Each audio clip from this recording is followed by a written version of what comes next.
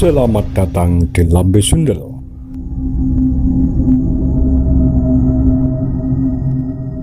Sebelum Anda nikmati tayangan berikut, silakan klik like, subscribe,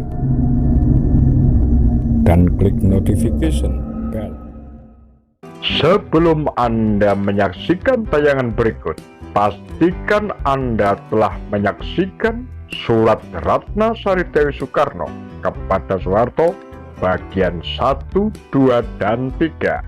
Begini narasinya, bisa dimengerti dan merupakan realitas politik bahwa warga negara yang ramah, yang selalu hidup dalam ketakutan dan ketidakamanan, harus bersahabat dengan mereka yang memegang kekuasaan. Tetapi 2 Januari 1966, pada suatu rapat kabinet di Bogor, Soekarno telah memperingatkan Anda. Situasi yang tidak menentu ini harus diakhiri tanpa saudara-saudara sebangsa saling membunuh. Bila pembunuhan massal terhadap sesama warga negara tetap berlangsung, akan timbul kekuatan-kekuatan balik yang buruk. Tetapi dengan cara yang menakjubkan, Anda memecahkan persoalan situasi yang tidak aman ini dengan cara Anda sendiri. Saya sama sekali tidak membenarkan aksi 30 September 1965 itu. Saya tidak menyalahkan siapapun, dan saya tidak mengadili. Apalagi bila saya seorang komunis, saya sama sekali tidak berharap seolah-olah saya seorang simpatisan komunis. Yang secara pribadi menarik perhatian saya adalah apa yang sebenarnya terjadi. Bila memang terbukti bahwa penyulut gerakan 30 September adalah mereka yang termasuk PKI, kita hanya bisa bertanya-tanya, mengapa partai berkuasa yang terorganisasikan dengan ketat ini melakukan langkah-langkah yang tak berguna dan kurang terarah seperti itu, dan untuk apa tujuannya?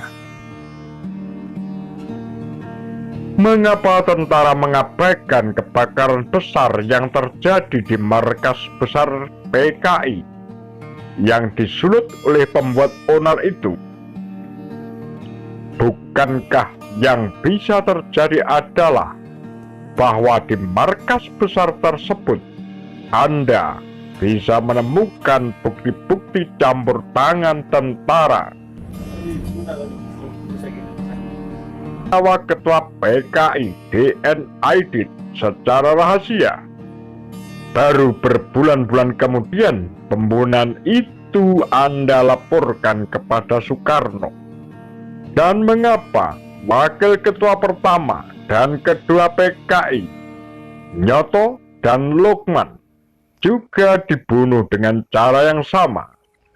Orang mengatakan bahwa Partai Nahdlatul Ulama beranggotakan 6 juta orang. Tetapi mengapa di lingkungan ini orang begitu takut terhadap PKI yang hanya beranggotakan 3 juta orang? Terlalu banyak hal yang tetap tidak dapat dijelaskan. Komunisme yang sangat Anda takuti itu akan hilang dengan sendirinya bila kemiskinan teratasi. Ideologi PKI di bawah pimpinan Aidit, ketua Kongres Partai, didasarkan atas Pancasila Soekarnoisme. PKI memegang peranan penting saat bangsa ini dilahirkan dan mereka memperjuangkan sosialisme Indonesia. Nasution, Ketua MPRS, menuduh PKI melakukan aksi-aksi yang telah merugikan negara, terutama di bidang ekonomi. Penyebab utama inflasi saat ini adalah hutang kepada luar negeri sebesar 2,5 miliar dolar Amerika. Di antaranya adalah utang kepada Uni Soviet untuk impor senjata seharga 1 miliar dolar. Orang yang menandatangani kontrak-kontrak itu adalah Jenderal Nasution sendiri, yang untuk tujuan itu 2 kali pergi ke Moskow, dan sekarang dia mengatakan bahwa dia tidak bertanggung jawab. Bapak Soeharto, saya ingin melihat sejumlah fakta yang Anda sendiri laksanakan sebagai barang bukti untuk menuduh PKI. Mengapa Anda tidak membuka kembali penyelidikan tentang kejadian-kejadian pada 30 September 1965 dengan mengumpulkan fakta-fakta yang sebenarnya dan bukan kesaksian-kesaksian dan barang-barang bukti sepihak? Seluruh negeri mempunyai hak untuk mengetahui. Juga pemberitahuan mengenai pengalaman-pengalaman Anda sendiri. Cerita yang beredar malah mengatakan bahwa PKI tidak bekerja sendiri, tetapi bahwa Soekarno sendiri telah dicurigai bersekongkol dengan Dewan Revolusioner.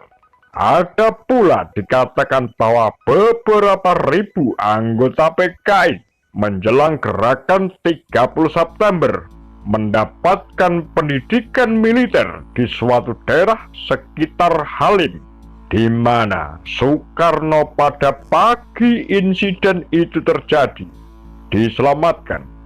Orang hanya bisa bertanya-tanya, bagaimana mungkin ribuan orang mendapatkan latihan militer secara rahasia tanpa diketahui orang, dan mengapa Soekarno mencari perlindungan di tempat yang akan melibatkan dirinya.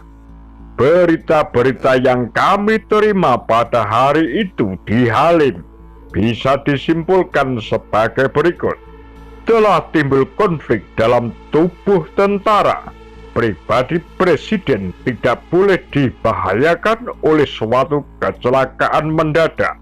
Saya sendiri secara rahasia pergi ke Halim untuk berada di samping suamiku pada saat-saat keresahan dan ketakutan yang mencekam itu. Kami tidak menyadari bahwa Jenderal Yani telah dibunuh. Kami tidak yakin apakah Bapak termasuk kawan atau lawan kita. Tetapi saya masih tetap berpendapat bahwa bila Jenderal Yani tidak meninggal dalam insiden ini, keadaan di Indonesia akan lain sama sekali saat itu. Soekarno sangat mengkhawatirkan keberadaan Yani. Ditulis oleh Roso Daras. Nantikan tayangan berikutnya pada bagian kelima. Begitulah kura-kura Takar Lambe Sundel.